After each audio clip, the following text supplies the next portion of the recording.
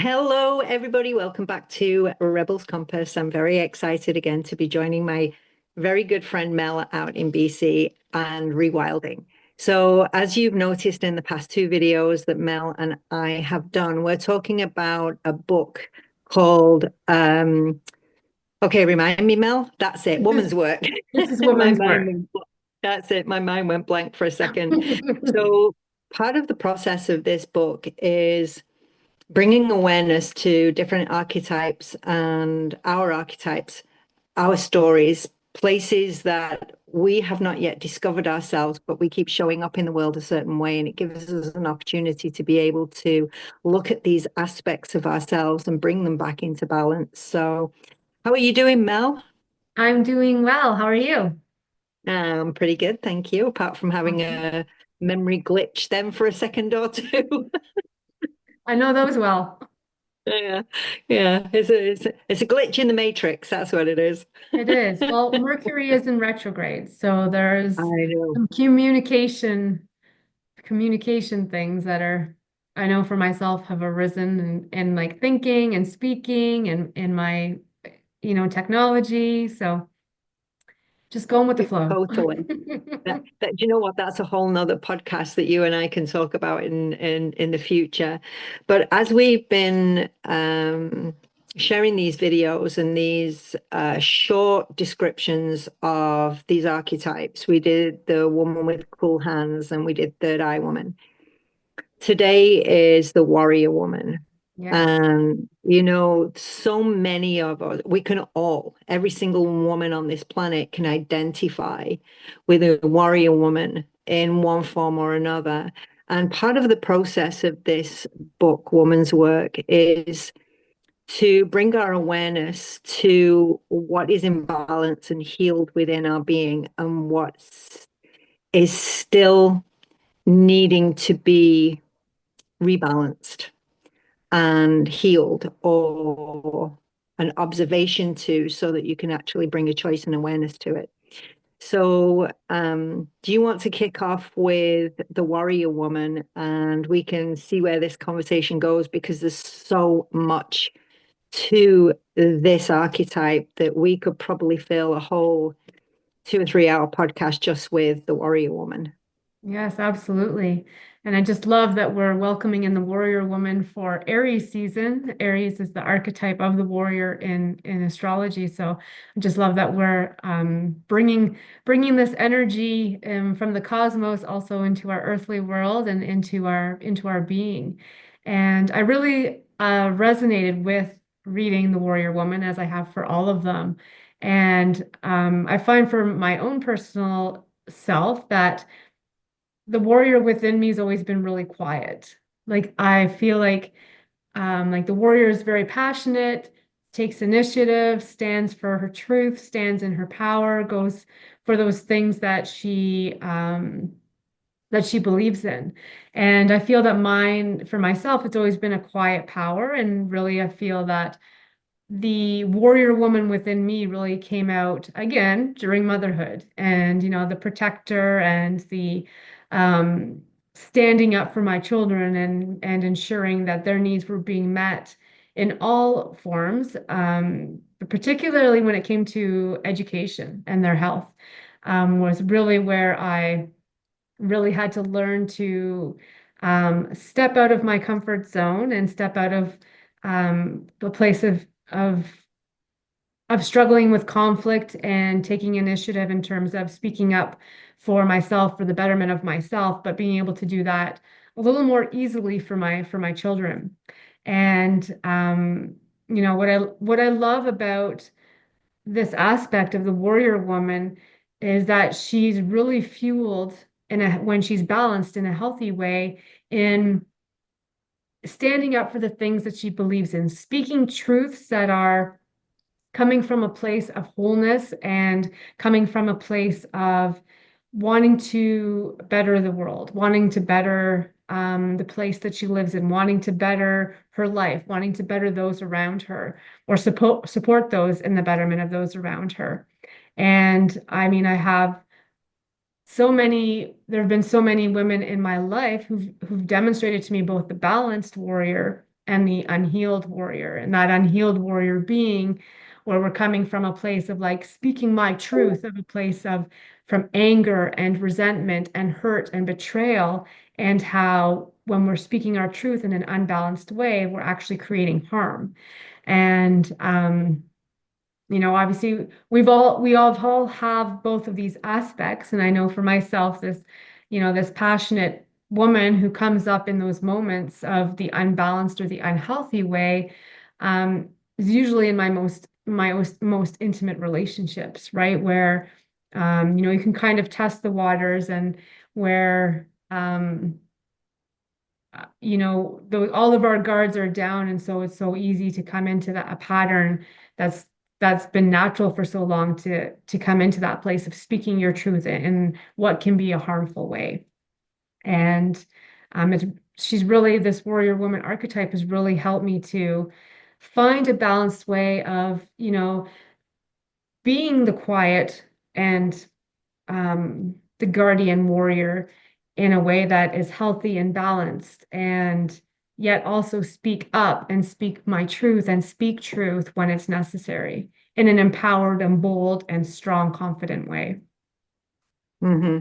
Mhm. And as you're speaking, I can identify it, and I think most women are going to be able to identify that stuff with that story based on if they have children or not.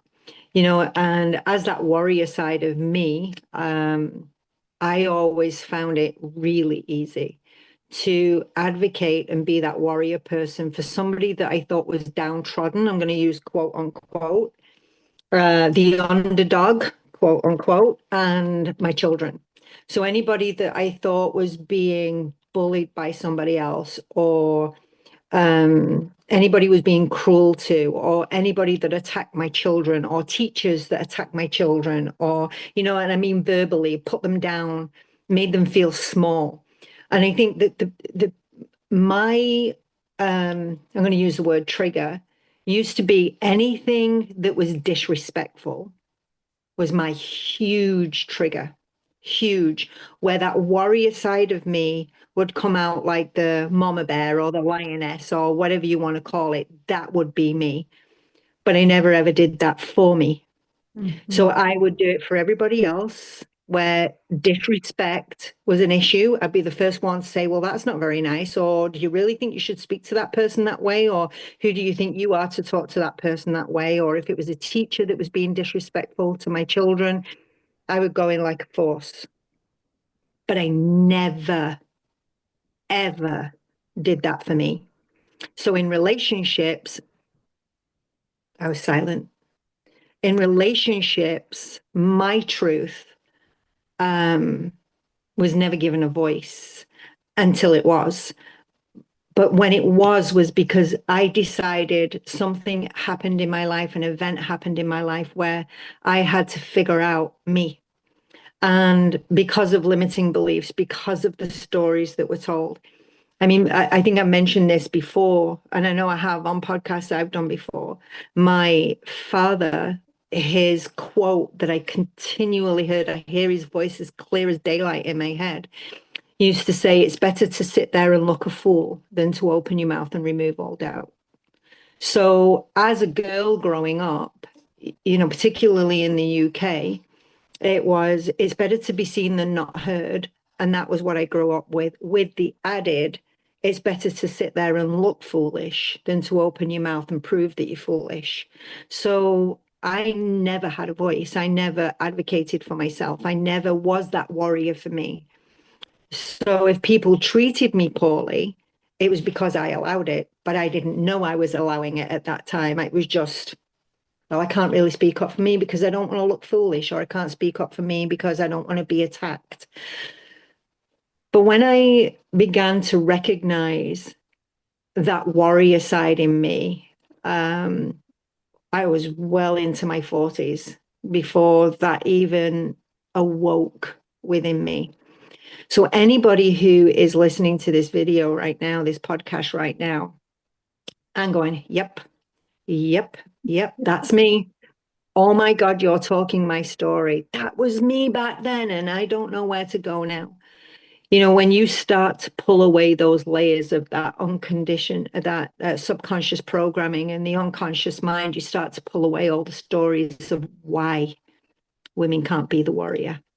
And it's not just our internal, it's society, it's religion, it's schools, it's everything that you and I have spoken about on multiples of occasions, how the power of the feminine force has been diminished and reduced, and we've allowed it without even knowing we've allowed it. Mhm. Like we don't know what we don't know, and we didn't know we were allowing it.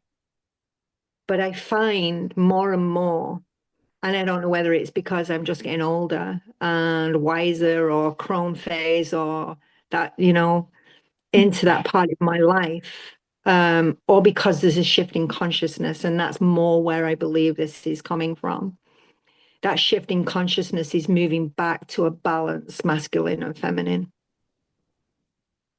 Yeah, I agree with everything you said. I'm just sitting here the whole time nodding my head because I definitely relate to everything you said. And, growing up for me, nobody was my warrior. Nobody stood up for me. Nobody was my voice. I had no voice. And so, again, same thing is like advocating and making sure that everybody else who was underdog was always tended to, or I could stand up for, and but not being able to do it for myself. And like you were saying, like it was around 40 in my 40s where, through I was doing at the time the shamanic apprenticeship and peeling all of these different layers of my limiting beliefs of who I was or thought I was, of all these wounds, deep wounds that I've been holding on to that I didn't even know about, that it actually came to a point where I was like, this is what I need. And if you can't give that to me, I'm okay with that, but this is what I need. And, it really came from nowhere. And in my life and in my relationship, and the person that I had spoken this to was completely like flabbergasted because I'd never in our entire relationship had said, this is what I need. And or put myself first, or was willing to have a conflict or a confrontation in order to be seen and heard.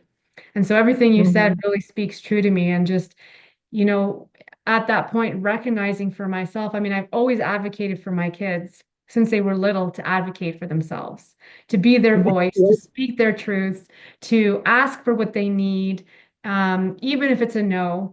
And so, I really enforced that within the kids, and how much of a struggle it was actually for me to get there, and all these layers that I had to peel to be like, okay, hey, like you are worthy. Now is your time to, this is your life. You choose you. And so everything you said just really spoke to me. And I agree, like we're in this place of this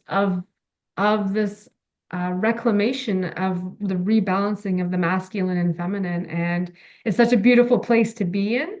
But it really is also Mhm. like with that lightness and with that expansion, we're also getting to the depths of the shadows of of the wounded, of the unhealed, of the repressed and unrecognized. And it's not that we need to necessarily heal these darker aspects of ourselves. It's just being able to witness, to recognize, to love that that we exist on this scale and this duality of both the balanced and the unbalanced, and finding our place and witnessing ourselves where we are in each moment, and how can we continuously bring ourselves to a place of balance and wholeness. And in doing that is through self-discovery, through shattering those limiting beliefs, through exploring who you are and who you are in your most authentic self, when all of those pieces of our wounds and our patterns and our unhealed relationships are peeled away. And we've come to a place where we're actually able to stand in the truth of who we are and show up Mhm. the way we're meant to show up. Mhm. And I think so when I look back on my life, I never had a female role model to show me how to be that because my mum was very timid, very, very quiet, very introverted. So it wasn't until I started to do the personal work on myself that I even got to connect with other women that we're at that place, that can advocate for each other, that can be that sacred space to hold space while you process what you're processing. And you talk about healing. When I very first started doing energy work and healing work, uh, 40 years ago now, which is a lifetime ago, um, then you used to have to dig deep and you used to have to feel it and you used to have to, bring everything to the surface and scrutinize it. And, we've evolved so much in energy work and we've evolved so much in the evolution of who we are as a species that, when you talk about the shadow side and you talk about looking at that unconscious habit that we show up this way, but we really don't want to. That's what we call the shadow side. That shadow side is that negative side of you that keeps showing up out of a habitual habit that you trained yourself to be, but now you don't want that anymore. So once you recognize that shadow, in that moment, you have a choice. And in that moment, it is, do I continue to feed the shadow side of me, or do I look at the opposite of that, where the light is, and choose myself in a very different light? And I think a lot of that means that a lot of these programs that are coming up for us, and the biggest one I find for women is they don't have a voice, and they don't have a voice for multiples of, shadow reasons. But in that moment when you feel your voice choke and you go, okay, yeah, that's the shadow side. I recognize that I am not speaking my truth. Do I continue to do the same, or do I continue to hold light in this place and push through and speak out the way I need to speak out because this is the direction I'm going? And it can be very, very uncomfortable. But anybody listening to this, I can promise you, from experiencing it myself multiples of times and still doing it, by the way, that if anything is uncomfortable, that's a good thing, Yeah. because you're choosing between the tension of going back to the way you always were, or the tension of moving forward to the new direction that you're going. And bringing an observation into that tension shows you where you're going. Yeah, absolutely. Like getting out of the comfort zone means that alchemy and change and transformation is on the horizon. I I, I love what you said, Karen, and I think there's like so much wisdom in what you've spoken. And I think for me, when I was listening to what you were saying, is a big piece, I think, too, for people and myself included. Like when I began, I didn't like, I knew that there was something that needed to be healed, or I needed to like find or acknowledge, or no amount of talk therapy was going to help me to uncover things that I felt like somebody needs to ask me the right questions, because I don't know what it is, Mhm. but I know that there's something more.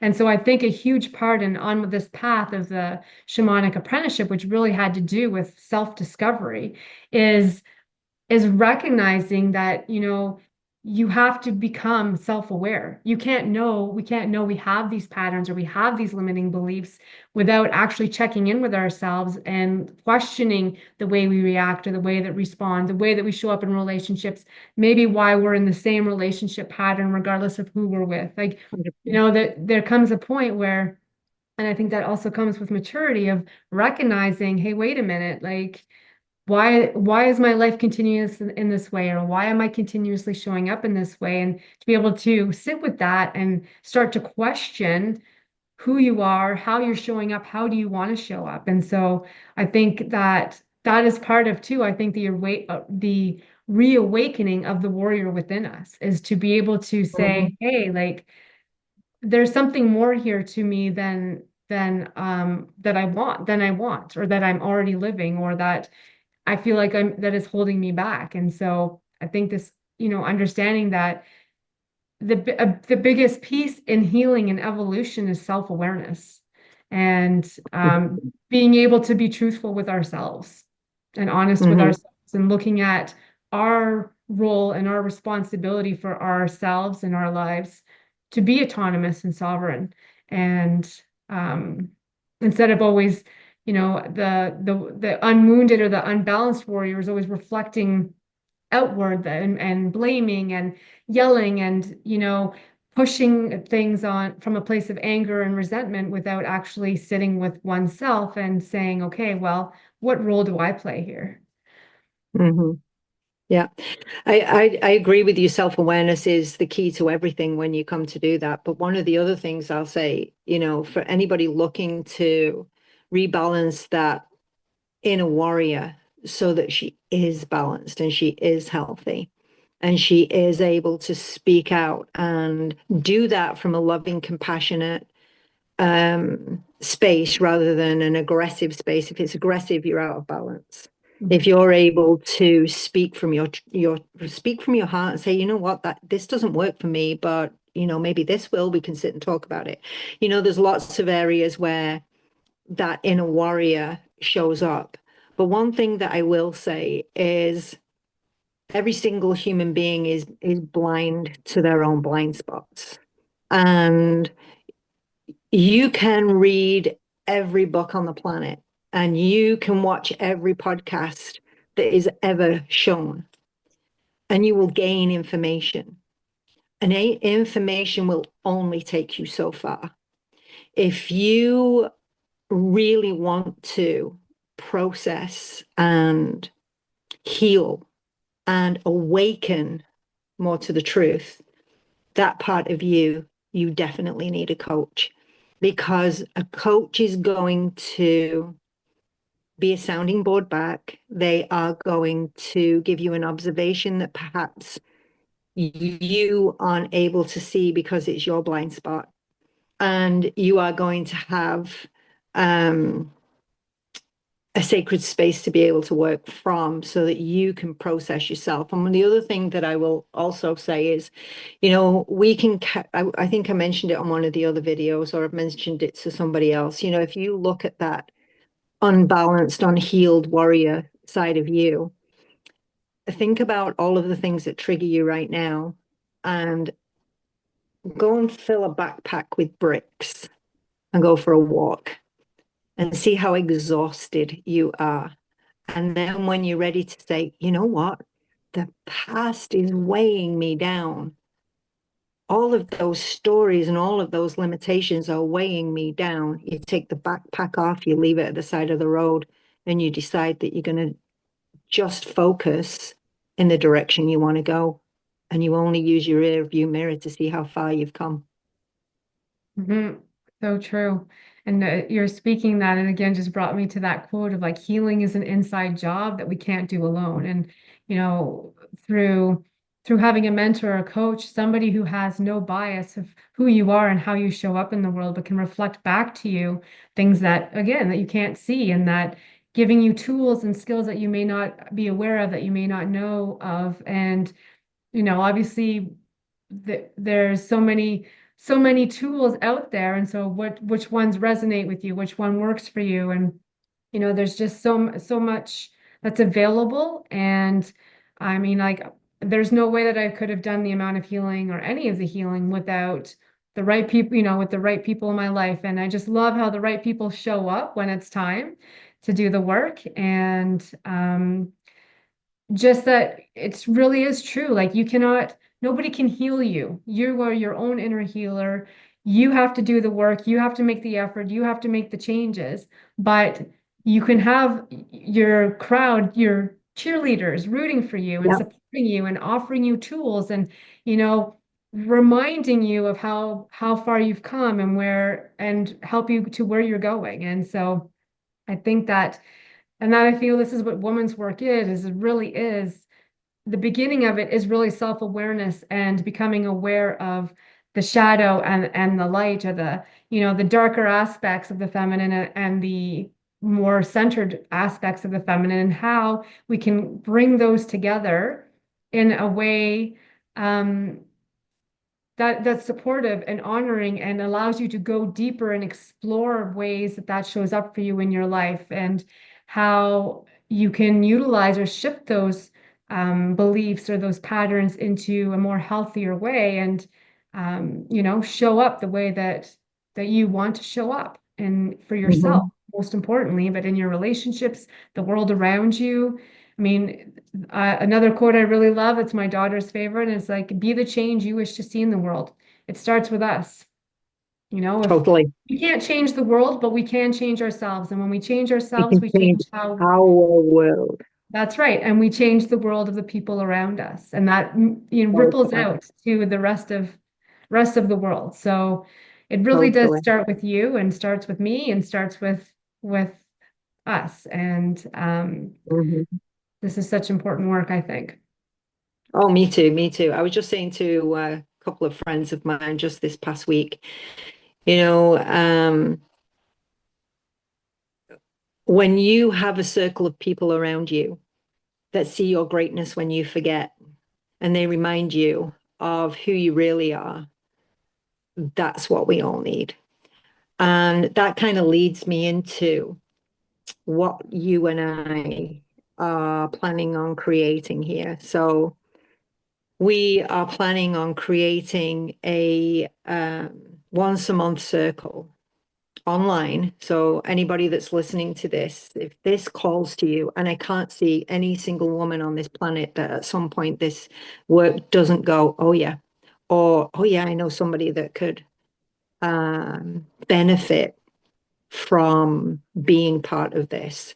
And so you and I were going to create a once a month circle to invite women in to be part of women's work, to be part of this rediscovery. And then in September, we are planning on doing a 5 week intensive to be able to call into a private group those of that have gotten the call, because some will just come in and listen. Some are really going to get the call, and it goes back to something that you said earlier, that when the student's ready, the teacher arrives. And and with that, I want to say that you and I are no way in any way, shape, or form a guru or somebody that's the teacher that knows everything. But what we can teach is the journey we've already walked. What we can teach is hold light on an area that we said we've gone that way. We've walked past that door. We walked through that door. We can offer tools and be able to support somebody else that's ready to walk that path into rediscovery, reclamation of who they are. So with that, do you want to tell everybody when we're starting this and how this is going to unfold?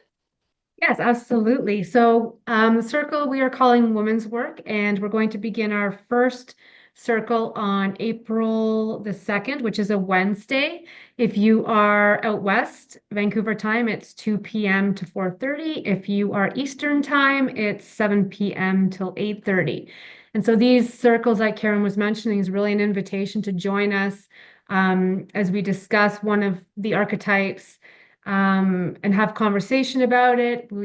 Karen and I love to be able to share tools and resources. We feel like a big part of women being in community is that we are fully resourced, that we're sharing our gifts and medicines with each other. And some of that medicine is our experiences and being witness to your experiences and your journey and ways that we can support and resource one another through this woman's work that is so vital for our own well-being and that of our future generations. Our daughters and our granddaughters and all the women to come after us. And so we are the ancestors for our children. And what better way also to honor our great Mother Earth and the divine feminine principle than coming together in reclamation. We will be posting these as events and the circles.